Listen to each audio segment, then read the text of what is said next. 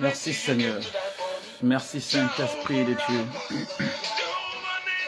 Bien-aimés dans le Seigneur, je vous salue dans le beau et précieux nom de Jésus de Nazareth.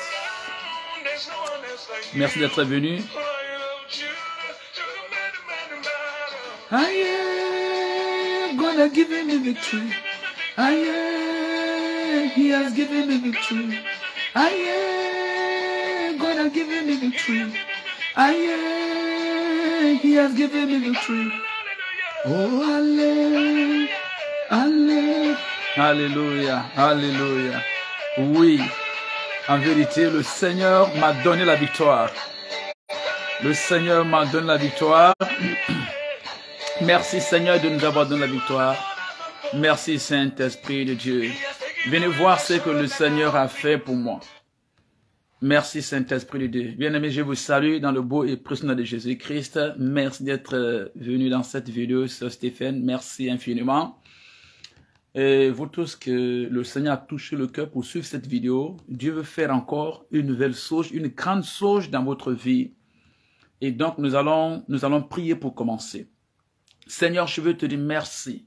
Merci pour ma vie, pour la vie de ta fille, de ta servante, de ton fils qui est en train de suivre maintenant cette vidéo. Je prie que tu la bénisses au moyen de cette vidéo et que tu changes son cœur et les pensées de son cœur. Je prie que tu l'élèves à une dimension plus élevée au moyen de cette vidéo, au nom puissant de Jésus. J'interdis la chair et le diable de s'introduire de gloire dans cette affaire. Je couvre seulement par le sang de Jésus-Christ. Parle au travers de moi, Seigneur, et donne-moi la sagesse pour véhiculer ton message. Délivre, Seigneur, libère les âmes. Que ta lumière jaillisse de gloire sur tous ceux qui sont sous l'ombre de la ténèbre, des ténèbres, au nom de Jésus-Christ. Merci, Roi de gloire, au nom puissant de Jésus que nous avons prié. Amen. Donc, je disais encore une fois, bienvenue dans cette vidéo. Merci. Vous pouvez liker la vidéo et partager au maximum. Vous pouvez également inviter vos amis, vos bien-aimés, les frères et sœurs, pour suivre cet enseignement parce que ça va les aider également. Vous savez, il y a trop de bêtises aujourd'hui sur les réseaux sociaux, sur YouTube, sur Facebook, sur les réseaux. Il y a trop de bêtises aujourd'hui. Quelqu'un peut venir et prendre sa nudité et lancer sur les réseaux et les gens voient ça. Ça pollue la pensée des gens, ça pollue l'imagination des gens. Donc aujourd'hui, les réseaux sociaux sont devenus un champ de bataille entre le diable et Dieu, entre les fils du diable et les fils de Dieu. Donc nous qui sommes enfants de Dieu, nous devons aussi venir sur les réseaux sociaux dans l'esprit de batailler pour la faveur du Seigneur. Alors que le diable est en train de polluer la pensée et l'esprit des gens au travers des mauvaises vidéos, au travers des mauvaises images, nous, au contraire, nous venons pour combattre cela, pour détruire les œuvres du diable, par la prédication de la parole de Dieu, par la prière, nous venons pour éclairer la pensée des gens et pour les orienter et de les libérer du piège du diable. Donc, en invitant quelqu'un, le Seigneur va te bénir sûrement. Alléluia. Donc, aujourd'hui, le thème que je voudrais enseigner, c'est Dieu délivre par la sagesse. Ou encore, je pourrais dire la sagesse délivre, tout court. C'est le thème sur lequel je veux parler ce soir. La sagesse délivre. La sagesse délivre. Vous savez, une chose à propos de la sagesse. Quelqu'un peut étudier. Il a le diplôme de licence. Il a le diplôme de master. Il a le diplôme de doctorat. Mais il manque de sagesse. Vous pouvez aussi constater quelqu'un qui n'a jamais été à l'école, mais qui est très sage.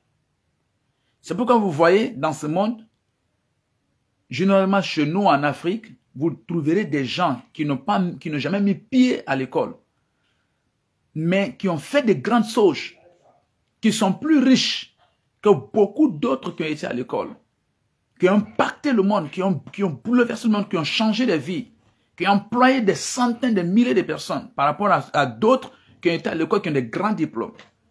Donc la sagesse, je pourrais dire, n'a rien à voir avec le diplôme. Quelqu'un peut avoir le diplôme, il manque de sagesse. Il manque de sagesse.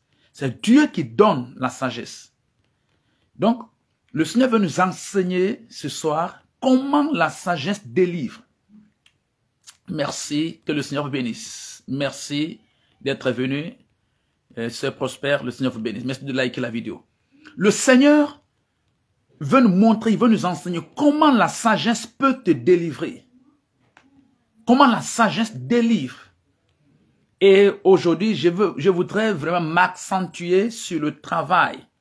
Sur le travail que Dieu t'a donné. Sur le travail que Dieu m'a donné. Sur le travail que Dieu nous donne.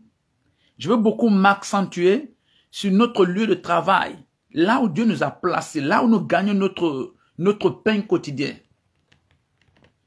Comment utiliser la sagesse pour ne pas perdre son travail?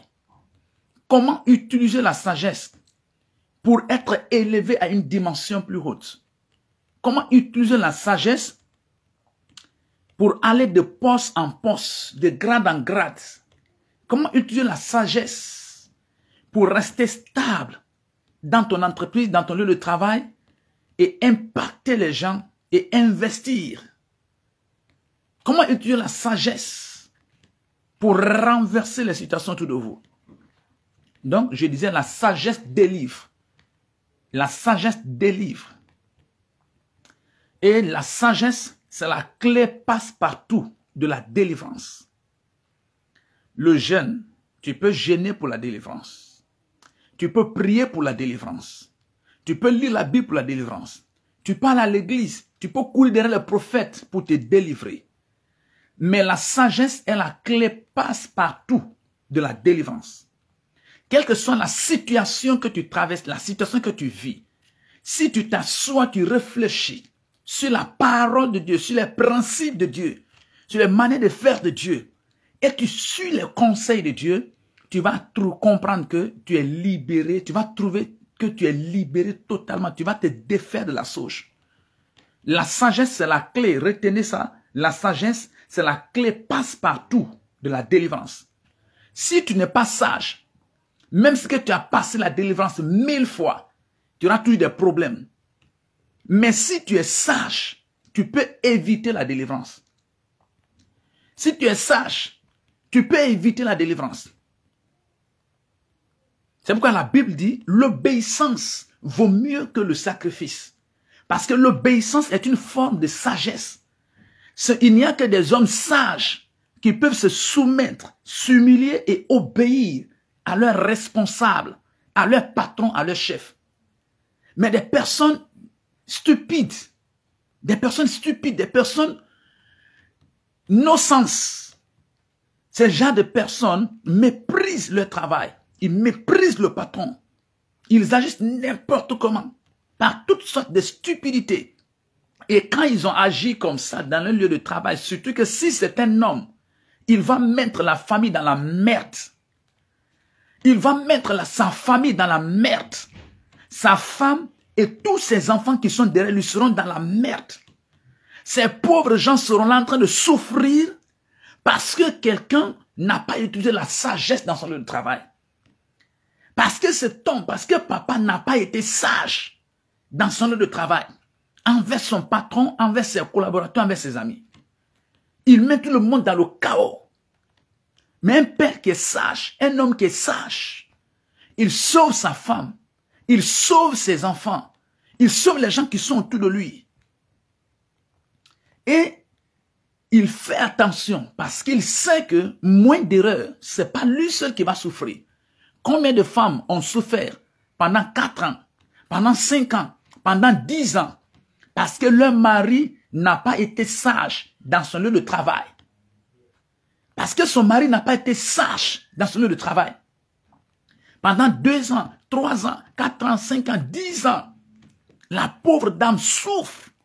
Le monsieur avait un bon travail. Il mangeait bien, il vivait bien, il s'habillait, il avait de l'argent. Il faisait bien et tout à coup, pouf.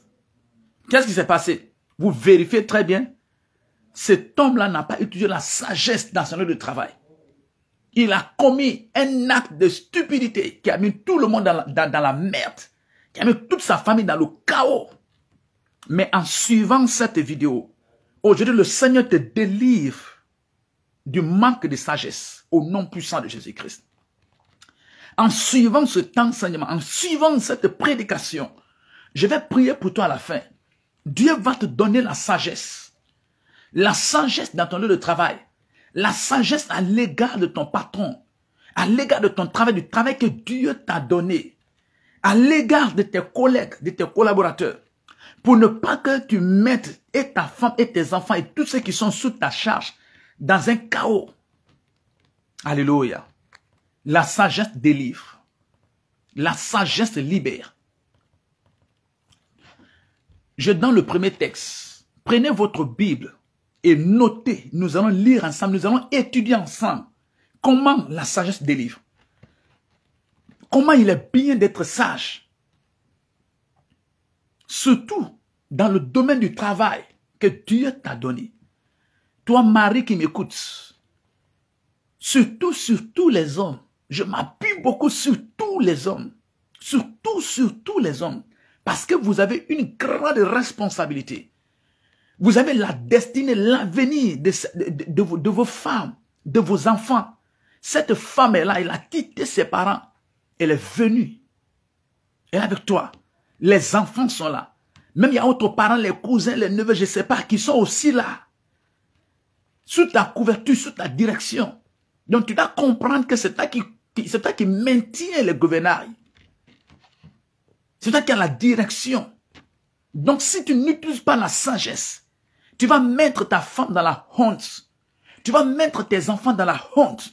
Les gens qui sont autour de toi, tu vas les mettre dans la honte. Donc c'est pourquoi c'est bien de t'asseoir. La sagesse n'est pas dans les cheveux blancs.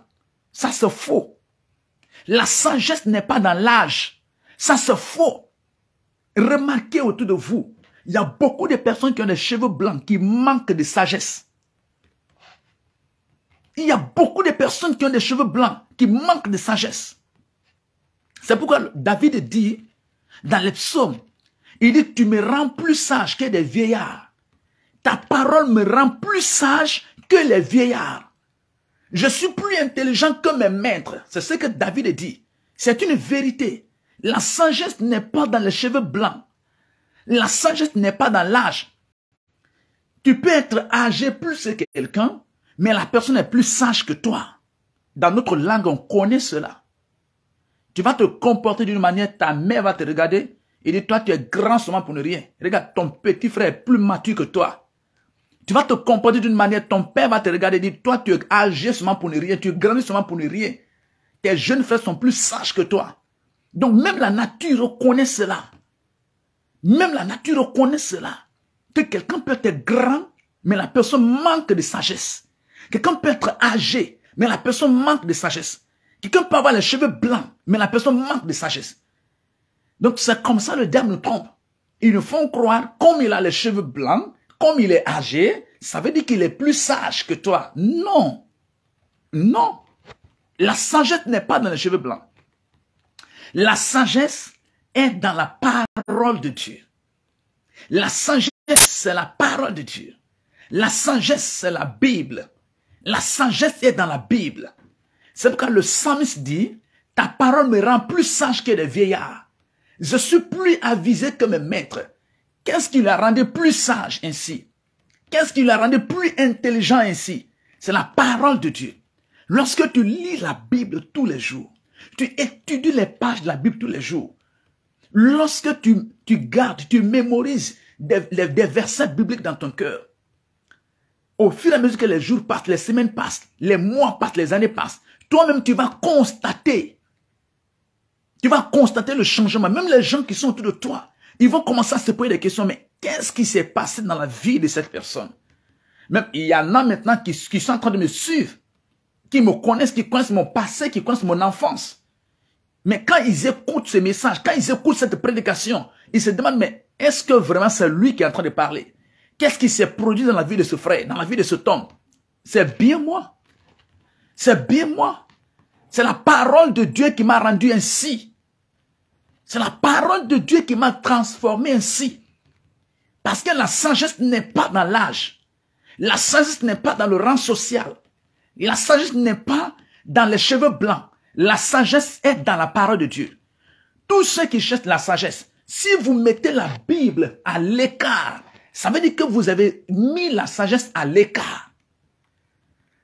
Si vous refusez de méditer la parole de Dieu, de lire la Bible, de vous asseoir, d'écouter le Seigneur, de demander au Seigneur de vous rendre sage au travers de sa parole. Si vous méprisez la Bible, si vous négligez la Bible, vous considérez la Bible comme étant un livre d'histoire, un livre comme les autres, ça veut dire simplement que vous avez rejeté la sagesse. Et que vous avez renoncé à la sagesse. La Bible, c'est la sagesse. La sagesse de Dieu, la sagesse supérieure. Donc lorsque vous avez votre Bible, tous les jours, vous ouvrez une page, vous lisez votre Bible, vous gardez un verset dans votre cœur. Plus les jours passent, plus les mois passent, plus vous persévérez, plus vous faites ce sacrifice, plus vous devenez sage. Et les gens sont étonnés lorsque vous raisonnez. Ils trouvent qu'il y a la différence entre le raisonnement des autres et votre raisonnement. Alléluia. Nous allons lire d'abord le premier passage, Osée le chapitre 4, le verset 6. C'est un passage commun que beaucoup connaissent. Likez la vidéo s'il vous plaît et partagez au maximum. En le faisant, Dieu va vous bénir. Osée le chapitre 4, le verset 6, je lis au nom de Jésus-Christ. Notez bien le passage. Il dit, mon peuple est détruit parce qu'il manque de connaissance. Puisque tu as rejeté la connaissance, je te rejetterai et tu seras dépouillé de mon sacerdoce. Puisque tu as oublié la loi de ton Dieu, j'oublierai aussi tes enfants. Hey, vous voyez?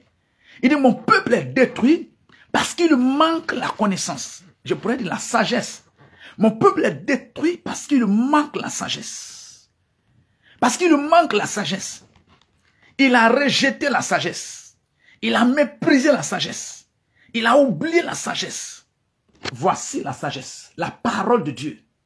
Il a méprisé cette parole. Il a rejeté cette parole.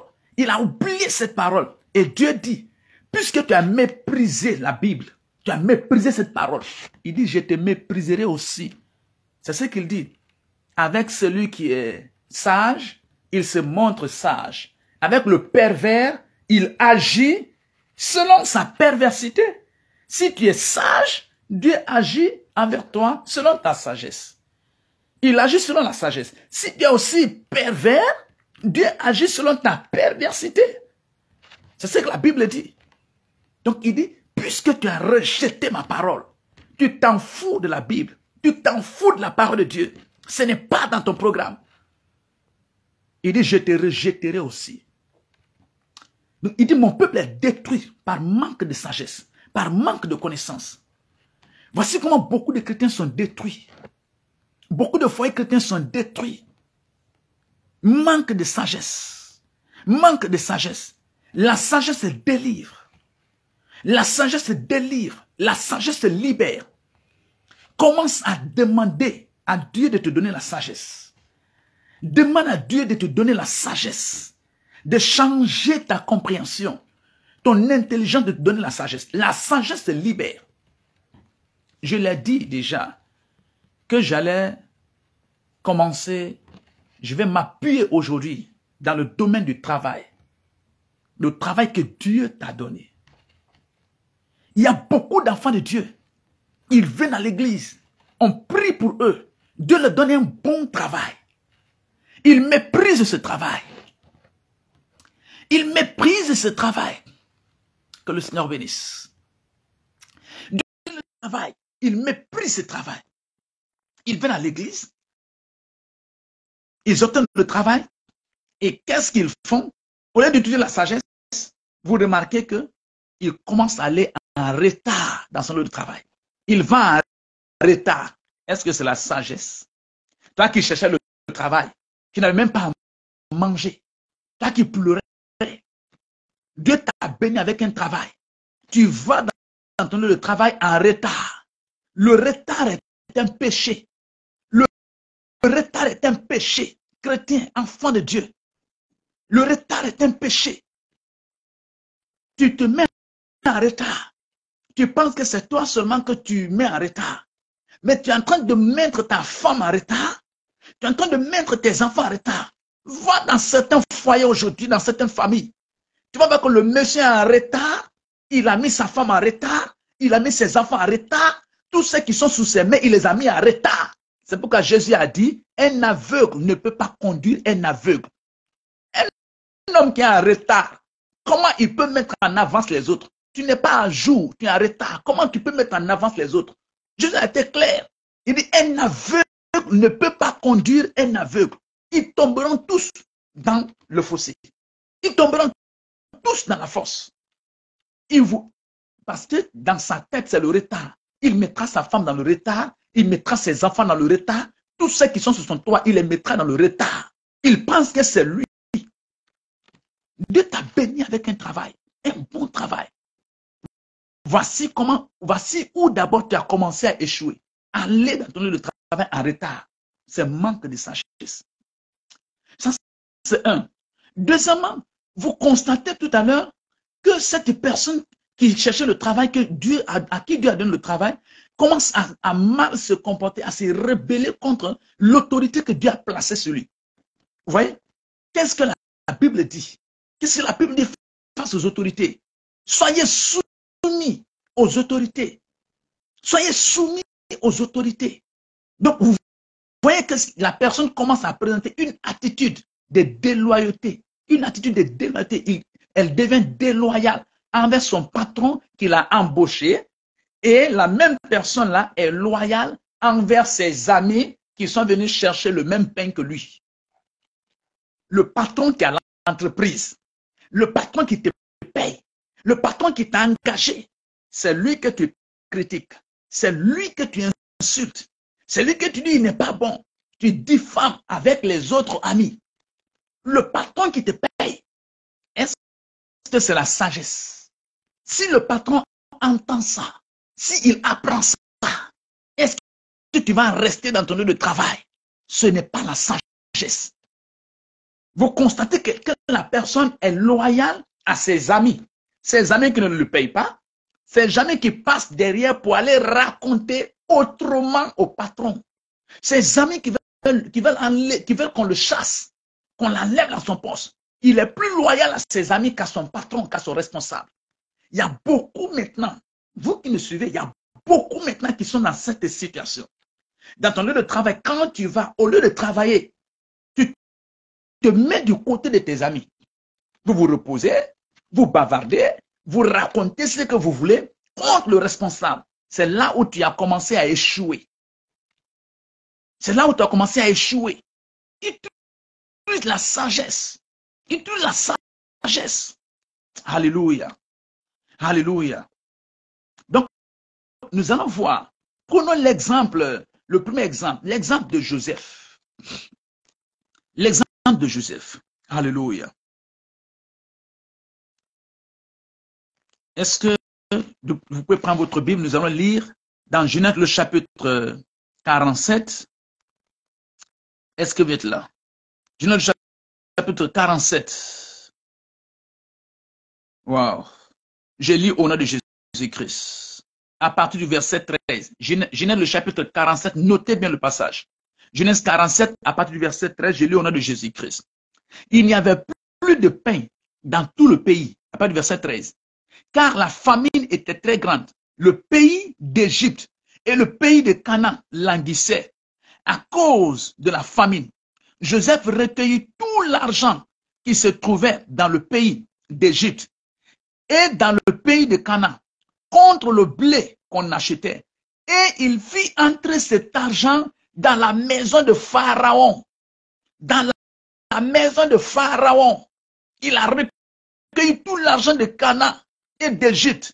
Il a fait rentrer cet argent dans la maison de Pharaon, son patron, son employeur.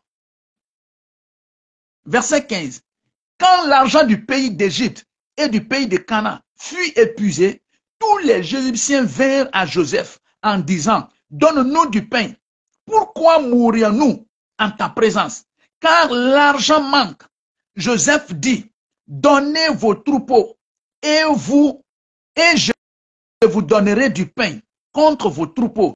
Si l'argent manque, ils amenèrent leurs troupeaux à Joseph et Joseph leur donna du pain contre les chevaux, contre les troupeaux de brebis et de bœufs et contre les âmes. Il leur fournit ainsi du pain cette année-là contre tous leurs troupeaux. Lorsque cette année fut écoulée, verset 18, ils vinrent à Joseph l'année suivante et lui dirent, nous ne cacherons point à mon Seigneur que l'argent est épuisé et que les troupeaux de bétail ont été amenés à mon Seigneur. Il ne reste devant mon Seigneur que nos corps et nos terres. Pourquoi mourrions-nous sous tes yeux, nous et nos terres? Achète-nous avec nos terres contre du pain et nous appartiendrons à mon Seigneur, nous et nos terres. Donne-nous de quoi s'aimer afin que nous vivions et que nous ne mourions pas et que nos terres ne soient pas désolées. Verset 20. Joseph acheta toutes les terres de l'Égypte pour Pharaon. Pour Pharaon. Joseph acheta toutes les terres de l'Égypte pour Pharaon, son employeur, pour Pharaon, son patron. Car les Égyptiens vendirent chacun leur champ parce que la famine les pressait. Alléluia. Et le pays devint la propriété de Pharaon. Rakatarabozandaragos. Merci d'être venu, mon fils. Le Seigneur vous bénisse. Yakarabozi. Vous voyez ça? Vous voyez la sagesse de Joseph? Vous voyez la sagesse de Joseph? Il se trouve dans un pays où il n'y a pas son père, il n'y a pas sa mère, où il n'y a personne pour l'aider, en Égypte. Souvenez-vous, ses frères l'ont vendu aux marchands. Les marchands arrivés en Égypte, ils l'ont vendu à Potiphar. Potiphar, à son tour, lui a jeté en prison. Un vendu en prison. Un vendu qui se trouve en prison. Dans un pays où il n'y a pas son père, il n'y a pas sa mère, il n'y a personne, personne ne le connaît dans ce pays. Dieu s'est souvenu de Joseph et a donné un travail à Joseph dans la maison de Pharaon.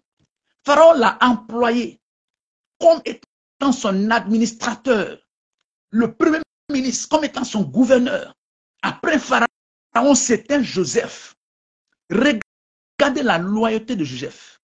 Il y avait Potiphar ici, il y avait des grands Égyptiens ici, mais Joseph a décidé d'être loyal à Pharaon. Parce que c'est Pharaon le premier responsable. C'est Pharaon qui l'a employé. Potiphar, qui est son ami là, n'avait pas le pouvoir de l'employer. Les amis qui sont autour de toi, avec qui tu travailles dans cette entreprise, ils n'ont pas le pouvoir de t'employer. Tout ce qu'ils peuvent faire, c'est de parler mal de toi, de te détruire, de suyer ton image, de polir ton image devant le patron, devant le chef. Donc, si tu es intelligent, si tu es sage, que devras-tu faire? Est-ce que tu dois décider d'être loyal à ses amis ou bien être loyal au patron qui t'a employé, au patron qui te paye? La sagesse, c'est comme ça que beaucoup d'hommes ont perdu leur travail. Ils ont commencé à voir le mal dans les yeux du patron. Ils ont commencé à voir le mal, à s'intéresser aux intérêts du patron.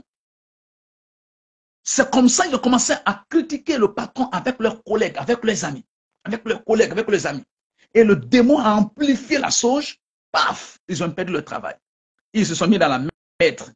Leurs femmes dans la merde. Leurs enfants dans la merde, dans le trouble. Ils font le semblant. Dans ton lieu de travail, tu dois être loyal à ton patron. Le premier responsable, celui qui t'a employé, celui qui a le dernier mot. C'est ce que Joseph a fait. C'est pourquoi Joseph est resté là au pouvoir. Il est resté là au contrôle jusqu'à sa mort. Jusqu'à sa mort, personne ne l'a remplacé. Joseph est resté là. Ça, c'est l'exemple de Joseph. Je veux te parler d'un autre exemple. Ça, c'est l'exemple de Daniel. Alléluia. Je veux te parler d'un autre exemple. L'exemple de Daniel. Dans le livre de Daniel, le chapitre 6, la Bible nous parle de Daniel dans la fosse au lion.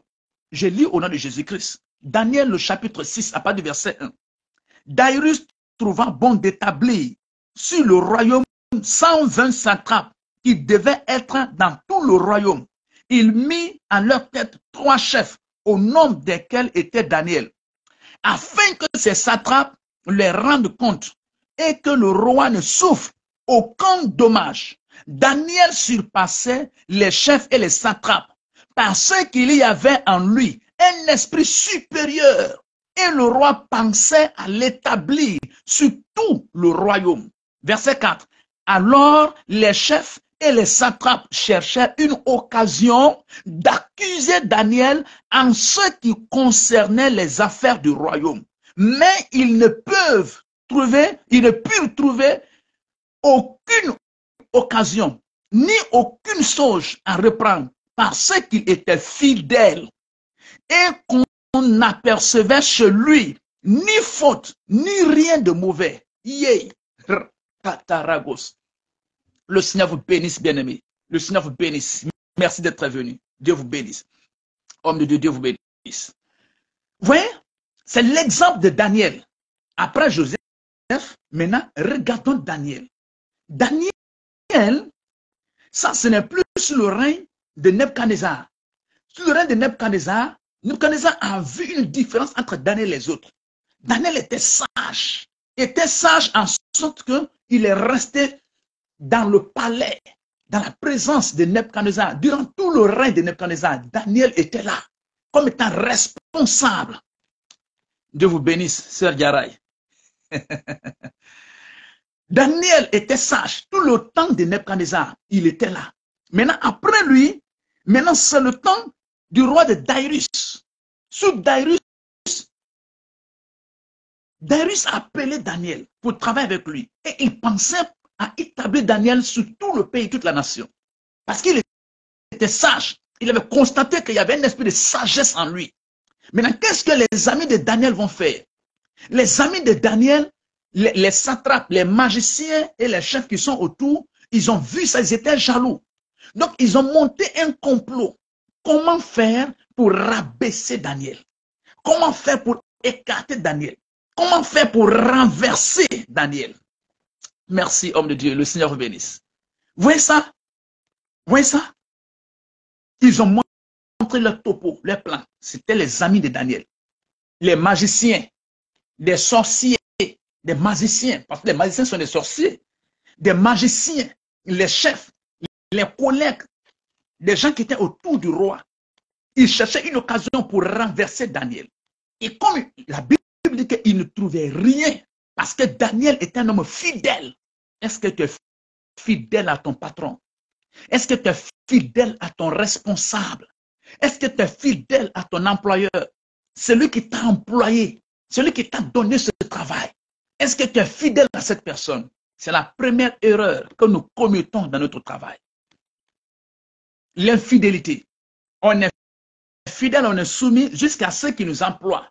Quand il a fini de nous employer, on prend une position d'opposition. Il devient notre opposant. Quand il donne les instructions, on ne suit plus. Quand il parle, on trouve le mal, on fait le contraire. On est maintenant loyal à nos amis qui sont autour que d'être loyal au patron qui nous a employés, qui nous paye, au travers duquel on nourrit notre femme, nos enfants. C'est la première erreur que les enfants de Dieu commettent. Et c'est les mêmes amis-là. Ce que vous êtes en train de dire ensemble, de parler du patron, de critiquer le patron, c'est les mêmes amis-là qui vont se lever, aller raconter autrement au patron. C'est comme ça beaucoup de personnes ont perdu leur travail. C'est comme ça beaucoup de personnes ont eu des problèmes dans le lieu de travail. Ce n'est pas la sorcellerie, c'est manque de sagesse. Regardez, Daniel avec des sorciers, on dit des satrapes, des magiciens, ils étaient là. Ils ont utilisé toute leur magie. Il ne pouvait rien. Parce que la parole de Dieu déclare dans Nombre 23, 23, la divination ne peut rien contre Jacob. C'est pas la sorcellerie. C'est un manque de sagesse. Au lieu d'être fidèle au boss, au patron, au premier responsable que Dieu a placé sur toi, celui qui t'a donné le travail, celui qui a ouvert tes yeux, celui qui t'a aidé à te former, à être encore plus spécial. Au contraire, la personne devient ton opposant. La mauvaise personne, c'est la nature de l'homme. C'est la nature humaine. C'est la nature humaine. Donc Dieu veut nous enseigner. Ils ont tout fait, ils n'ont pas pu renverser Daniel. Parce que Daniel était sage. Sois béni ma fille, le Seigneur te bénisse. Daniel était fidèle envers le patron. Ils ont tout fait. Maintenant, qu'est-ce qu'ils ont fait? Quand vous lisez le reste du verset dans Daniel, le chapitre 6, ils vont aller demander au roi, maintenant, il faut ordonner que personne ne doit prier aucun autre Dieu si ce n'est pas toi. C'est toi qu'on doit adorer. Sachant bien que Daniel ne va pas se prosterner pour adorer un homme. Et ils ont fait ça. Ils sont venus dans la maison du monsieur, ils ont trouvé Daniel en train de prier. Ils l'ont pris et ils disent que voilà, tu es coupable. Pourquoi? Parce qu'on a ordonné, le roi a signé que personne ne doit prier aucun autre Dieu si ce n'est que le roi. Et voici toi qui es en train de prier ton Dieu. Tu es coupable. Ils ont pris Daniel, selon leur loi, ils avaient une fosse, un endroit où il y avait des lions. Quand ils voulaient punir des gens, c'est là où on les jetait et les lions les dévoraient. Ils ont pris Daniel. Ils ont mené Daniel dans cette fosse. Regarde, le verset 18. Le verset 18, Daniel chapitre 6, le verset 18. Le roi se rendit ensuite dans son palais et il passa la nuit à jeun. Et il ne fit point venir de concubine auprès de lui. Et il ne put se livrer au sommeil. Le roi se leva de bon jour avec l'aurore et il alla précipitamment à la fosse au lion. En s'approchant de la fosse, il appela Daniel d'une voix triste. Le roi prit la parole et dit à Daniel, Daniel, serviteur du Dieu vivant, ton Dieu que tu sers avec persévérance, a-t-il pu te délivrer des lions? Et Daniel dit, ô roi, vis éternellement. Mon Dieu a envoyé son ange et fermé la gueule des lions, qui ne m'ont pas fait aucun mal, parce que j'ai été trouvé innocent. Oh, ma katara brazien de regozoria katash. Voyez ça? Voyez ça? Ils ont fait ça, ils ont amené Daniel dans la prison, dans la fosse aux lions, pour que les lions dévorent Daniel. Mais le roi n'était pas tranquille. Le roi n'était pas tranquille parce que le roi connaît Daniel. Le roi connaît Daniel. Il connaît qui est Daniel. Un homme fidèle.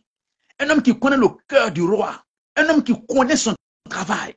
Un homme qui connaît son travail. Il connaît le cœur du roi. Qui connaît les pensées du roi. Qui connaît qu'est-ce qui réjouit le cœur du roi. Donc le roi n'était pas content du fait que ces gens-là ont amené Daniel dans la fosse aux lions. Il n'a pas dormi. Il a gêné. Il a gêné. Il ne faisait que pleurer. Et le matin, après, il est allé voir. Et il a vu que Dieu a délivré Daniel. Bon, regardez cela. Daniel était un esclave comme Joseph.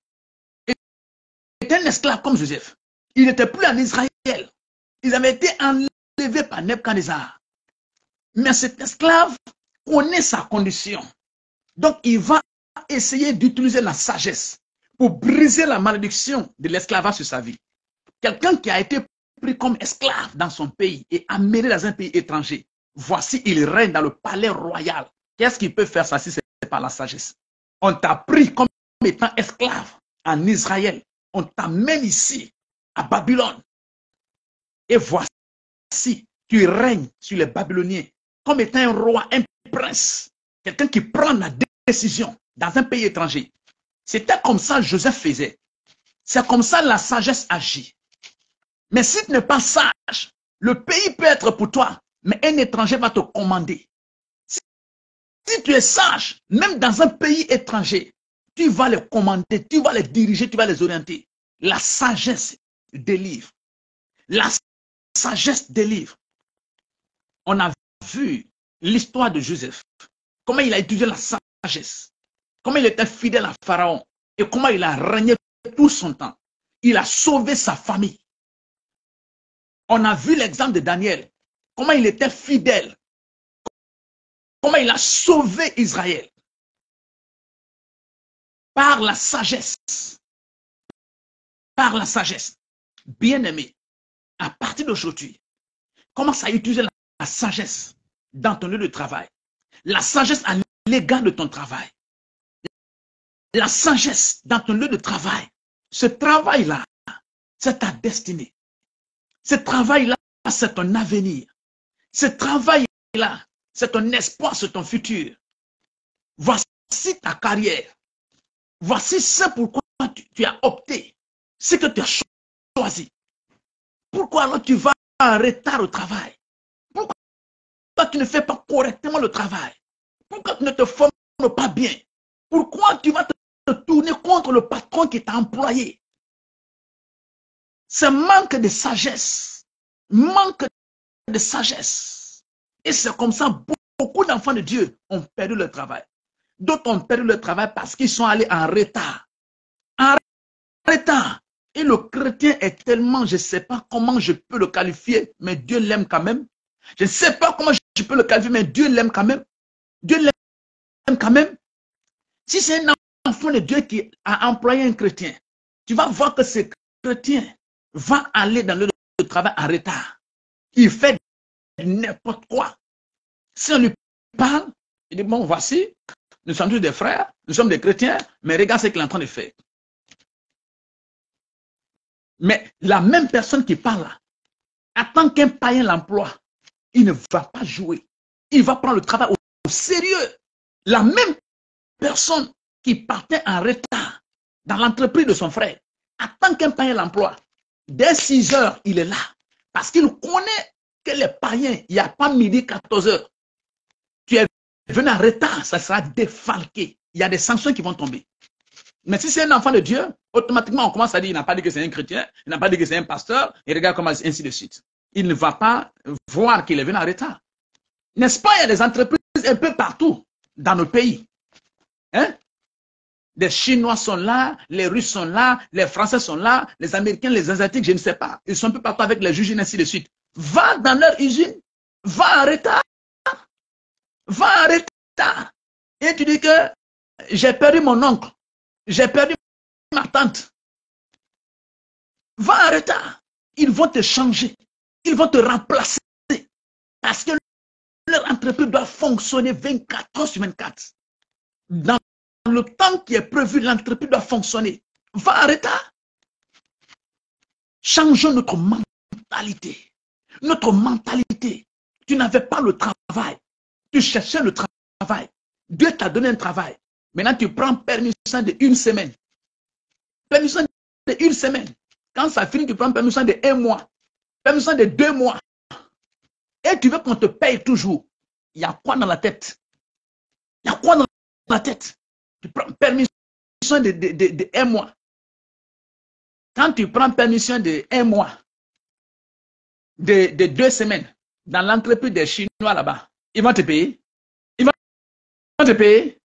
Va à l'usine là-bas. Va prendre permission de 2 jours, de 3 jours. Permission de 1 mois, de 2 mois. Et puis ils vont te payer. Ils vont te payer? Non. Tu ne travailles pas, tu n'es pas payé. Tu travailles, tu es payé. Chez les Blancs, c'est comme ça. Hein? On paye même par jour. Pas par jour, même on paye par heure. Tu as fini de travailler, les heures que tu as fait là, on comptabilise, on te donne ton argent, tu vas. Tu n'as pas travaillé 7 heures. Pourquoi on va te payer? Chez les Blancs, c'est comme ça. C'est pourquoi ils avancent. Mais en Afrique, chez nous, le noir, on va prendre permission 1 jour, 2 jours, 3 jours, 1 semaine, 1 mois, et on veut que le patron nous paye. Changeons notre mentalité. La sagesse délivre. La sagesse délivre. Ne va plus dans ton lieu de travail en retard. Tu es la lumière. C'est toi qui dois montrer l'exemple. Sois la première personne à être dans ton lieu de travail. Ne critique plus ton patron. C'est un échec pour toi-même. Parce que Dieu nous a appelés pour prier pour les autorités qu'il a placées sur nous. Cet homme qui t'a employé, bénis le Seigneur pour sa vie. Pharaon n'a pas dit que, Joseph n'a pas dit que Pharaon était un païen. Non, il était soumis. Joseph était un enfant de Dieu, un prophète, un serviteur de Dieu. Mais il était soumis à Pharaon. Il connaissait le cœur de Pharaon. Daniel était un prophète puissant, mais il servaient le roi Darius, ils servaient Nebuchadnezzar, ils servaient Cyrus, des païens, des gens qui ne connaissaient pas Dieu. Ils étaient soumis.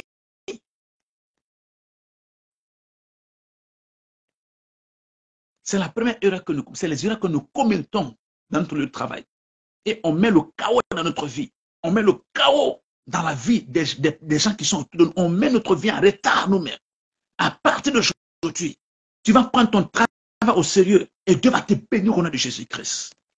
Tu vas aller à l'heure et Dieu va te bénir au nom de Jésus-Christ. Tu ne vas pas t'absenter et Dieu va te bénir au nom de Jésus-Christ. Tu vas te former dans ce domaine que tu as choisi et Dieu va te bénir au nom de Jésus-Christ.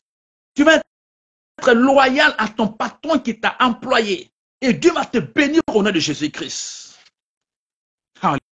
Alléluia. Je voudrais finir par te montrer juste quatre principes. Quatre principes dans ce domaine de sagesse, dans ce domaine du travail. Premièrement, si vous voulez avoir la victoire dans votre lieu de travail, dans votre entreprise, vous voulez être élevé à un poste, si vous voulez renverser les plans de vos adversaires, premièrement, dès que vous avez ce travail, à partir du premier jour où vous mettez votre pied dans ce lieu de travail, la première des choses à faire, que le patron soit un musulman, que le patron soit un païen, que le patron soit un chrétien, qui qu'il soit, la première des choses que vous devez faire pour avoir le succès et occuper les grands postes de ce lieu, la première des choses, cherchez à connaître le cœur du patron. Cherchez à connaître le cœur du patron. Si tu es d'accord avec moi, il faut liker la vidéo. Si tu es d'accord avec moi, il faut liker la vidéo. La première des choses que vous devez faire, dès que vous mettez votre pied dans cette entreprise, dès que vous mettez votre pied dans ce lieu de travail, la première des choses que tu dois faire, si tu veux occuper les meilleurs postes de cette entreprise, la première des choses que vous devez faire, c'est connaître le cœur du patron. Comment le patron pense? Qu'est-ce qu'il y a dans le cœur du patron? Qu'est-ce qu'il veut pour son entreprise? Qu'est-ce qu'il veut pour son employeur? Qu'est-ce qui réjouit le cœur du patron dans ce domaine de travail? C'est ça, c'était le secret de Daniel. Le Seigneur te bénisse, ma fille. C'était le secret de Daniel. Daniel cherchait à connaître le cœur des rois qu'il servait. Joseph cherchait à connaître le cœur de Pharaon. Cherchez à connaître le patron. C'est votre commandant. Allez dans l'armée. Allez dans l'armée. Si vous ne voulez pas finir en prison en tant que militaire, en tant que soldat, la première des choses que vous devez faire là-bas, c'est connaître le cœur de votre commandant. Sinon, tous les jours, vous êtes en prison. La première des choses que vous devez faire, c'est étudier le commandant. L'étudier. Étudier son cœur. Étudier sa pensée. Qu'est-ce qui réjouit son cœur? Qu'est-ce qui dérange son cœur? La première des choses, c'est ça. Sinon, tous les jours, tu es sanctionné, tu es puni. Tu es en prison tous les jours. C'est la première des choses. C'est ça la loyauté. Dès que vous mettez pied dans une entreprise, dès qu'on vous emploie quelque part, la première des choses que vous devez chercher à faire, chercher à connaître le cœur du patron, le cœur du premier responsable, de votre employeur. Quelles sont ses pensées? Quel est son cœur? Si vous faites ça, vous êtes sous sa protection. Même si que tous les autres qui occupent des postes, des personnes influentes dans cette entreprise se levaient contre toi, vous êtes sous la couverture du patron. Il n'acceptera jamais vous chercher. Il ne va jamais vous renvoyer. Parce qu'il connaît que vous êtes différent des autres. Vous connaissez son cœur. Vous connaissez ses pensées. Vous connaissez ses intentions. Tous les autres peuvent se lever pour vous sacher. Ils peuvent se lever pour vous faire la guerre. Mais vous n'allez jamais partir. Vous n'allez jamais quitter. Parce que c'est le patron qui décide. Qui doit quitter, qui doit rester. C'est la première chose. C'est ça, connaître le cœur de votre commandant, de votre employeur, la première des choses. Quand cela est fait, deuxièmement, cherchez à connaître la bataille à mener. Quelle est la bataille à mener? Quel est le combat à mener? Quelle est la bataille à mener? Quel est le combat? Quel est l'objectif? Ici, quel est l'objectif? Il y a des employés qui sont dans des entreprises, ils ne connaissent même pas l'objectif de l'entreprise. Ils ne connaissent même pas les idéologies de l'entreprise. Ils ne connaissent même pas ce que le responsable cherche à faire. Ils ne connaissent même pas. Cherche à connaître quel est le combat à mener. Quel est le combat à mener? C'est la deuxième des choses. Parce que vous devez être dans le combat. Si vous êtes dans le combat, vous êtes dans le cœur du patron. Vous rendez plus fort le patron. Vous rendez plus forte l'entreprise. Et quand c'est comme ça, vous devenez une personne influente. Un, vous connaissez le cœur du patron. Vous connaissez ses pensées. Vous connaissez ses intentions. Deux, vous connaissez, vous avez étudié quel est le combat à mener. Jésus connaissait. Il connaissait son Père. Et Jésus nous a dit, nul ne connaît le Père si ce n'est le Fils. Tu vois ça? Tu vois ça? C'est le Père qui l'a envoyé dans le monde. On pourrait dire que c'est le Père qui l'a employé. C'est le Père qui l'a envoyé dans le monde. Et Jésus dit, nul ne connaît le Père si ce n'est le Fils. Donc, Jésus connaît le cœur de son Père. C'est pourquoi le Père dit, voici mon Fils bien-aimé en qui j'ai mis toute mon affection. Tu sais pourquoi? Parce que Jésus connaît le cœur du Père.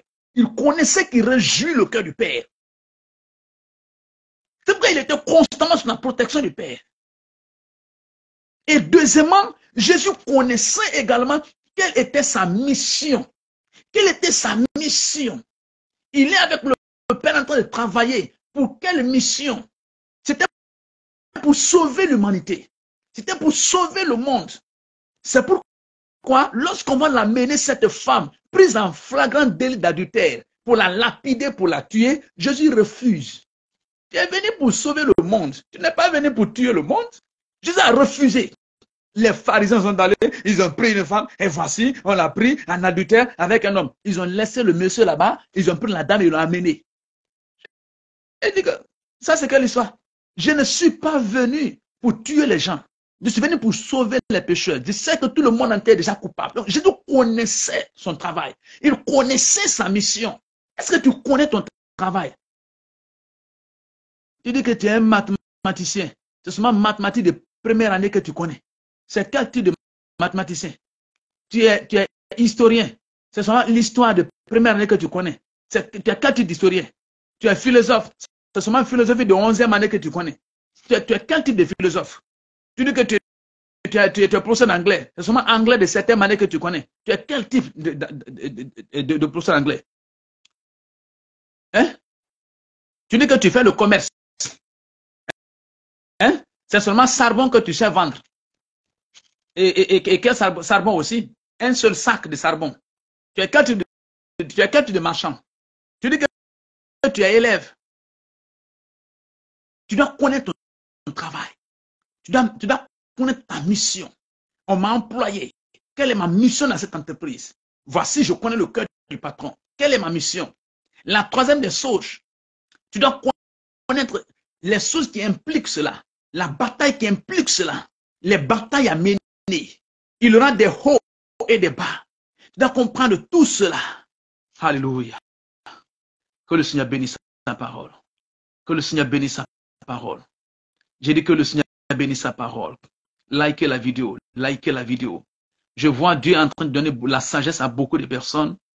À beaucoup de personnes. Ce n'était pas un démon. Ce n'était pas un démon. Un premier patron t'a cherché. Un deuxième patron t'a cherché. Un troisième patron t'a chassé. Et c'est parce que les gens ne t'aiment pas. 1, 2 et 3. Et ça continue encore. Assois-toi. Tu vas réfléchir un peu. Mais qu'est-ce qui ne va pas avec moi? Ce qui ne va pas avec toi, c'est que tu n'apprends pas à connaître le cœur de tes employés. Tu ne cherches pas à connaître le cœur des employés. Le cœur de ton employeur. Ah, si tu vas réfléchir, qu'est-ce qui ne va pas avec moi? Et tu vois d'autres, tellement il y a la, je sais pas, il y a la stupidité, il y a quoi, je sais pas, ils prennent des décisions, boum, à la hâte. Et tout le monde est dans le chaos. Sa femme, ses enfants, tout le monde souffre. Tout le monde souffre, la pauvre dame, 3 ans, 4 ans, 5 ans, 7 ans. Elle doit vendre de l'eau glacée parce que monsieur n'a pas étudié la sagesse dans son lieu de travail. Elle doit vendre bissap pour que la famille puisse manger et payer le loyer. Parce que monsieur a perdu son travail. Il n'a pas étudié la sagesse. Soit il est allé voler, ou bien il a critiqué le patron, ou bien il est allé en retard, ou bien depuis qu'il est venu, l'entreprise ne fait que tomber. Alléluia. En utilisant la sagesse dans ton lieu de travail, si tu suis les conseils que je t'ai donnés aujourd'hui, cette année 2023, tu vas finir à un poste élevé au nom de Jésus-Christ. Tu vas finir à un poste élevé au nom de Jésus-Christ. Tu ne vas jamais aller en arrière. Tu iras de l'avant, de gloire en gloire au nom de Jésus-Christ. Si à partir d'aujourd'hui, le message que tu as entendu, tu changes ton attitude, ton cœur à l'égard de ton employeur, tu cherches à connaître le cœur de ton commandant, de celui qui t'a employé, qui t'a donné le travail, et tu réjouis son cœur, comme Jésus a réjoui le cœur du Père. Je dis, cette année ne passera pas, tu vas témoigner, tu vas m'appeler pour dire, papa, ce que tu as dit, c'est vrai. J'ai appliqué ça dans mon lieu de travail et aujourd'hui, c'est moi le premier responsable. Cela vient sur ton chemin au nom puissant de Jésus-Christ. Si tu as appliqué ça aujourd'hui, tu ne vas pas en retard, tu vas à l'heure, tu es loyal à ton patron, tu es loyal au responsable, à ton chef. Tu cherches à réjouir le cœur du chef. Tu prends le cœur du chef. Tu maîtrises ton travail. Tu maîtrises, tu te formes. Tu es compétent.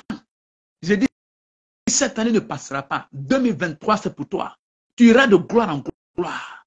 Dieu nous a choisi pour régner. Nous devons régner. Tu vas régner au nom de Jésus-Christ. Je veux prier pour toi. Toi qui avais des problèmes dans ton lieu de travail, après cette prière, tu vas témoigner. C'est fini. Je veux prier pour ton travail. Tous ceux qui sont en train de me suivre et qui ont perdu leur travail, je prie pour toi. Dieu va te donner un travail et tu vas agir dans la sagesse au nom de Jésus-Christ. Tous ceux qui sont en train de travailler, mais qui ont des problèmes avec les dirigeants de cette entreprise, avec le responsable, je prie pour toi. Dieu va intervenir au nom de Jésus-Christ. Ta famille ne va plus souffrir. On va prier. Ferme les yeux, on va prier. Seigneur, je prie pour ton fils. Je prie pour ta fille qui a perdu son travail par manque de sagesse. Une fois, deux fois ou trois fois. À partir maintenant, alors qu'il entend ma voix, oui, il n'y a pas de distance dans le monde spirituel. Je commence à cet esprit de manque de sagesse, de libérer sa vie. Père, touche-le par ta sagesse. Donne-lui ta sagesse. Car tu as dit que celui qui manque de sagesse demande simplement à Dieu qui donne à tous simplement sans reproche. Seigneur, je te demande de donner la sagesse à mon frère, à ma soeur qui est en train de me suivre. La sagesse dans son lieu de travail. La sagesse dans son travail. La sagesse pour connaître le cœur de son commandant, de son employé, de son chef. Pour être loyal à son chef. La sagesse, Saint-Esprit de Dieu, pour connaître la mission. Ce qu'implique ce travail, la bataille à mener, la vision de ce lieu de travail. Donne la sagesse d'aller à l'heure. La sagesse de ne plus diffamer, de ne plus critiquer, de ne plus s'opposer à son chef. La sagesse de gloire, Seigneur, afin qu'il soit élevé de gloire en gloire. Fais-le grâce. Tous ceux qui ont perdu le travail, je prie pour eux, Seigneur. Donne-leur du travail maintenant. Donne-leur du travail maintenant. Élève-les à cette position au nom puissant de Jésus-Christ. Tous ceux qui ont travaillé dans les entreprises pendant des années et qui sont au même poste, qui sont au même niveau, Seigneur, je prie pour eux. Élève-les, Seigneur, à un poste plus élevé au nom de Jésus-Christ. Merci, mon Dieu, merci, mon roi. Je te loue, je t'adore. Continue d'enseigner tes enfants, de les bénir au nom de Jésus-Christ que j'ai prié. Amen.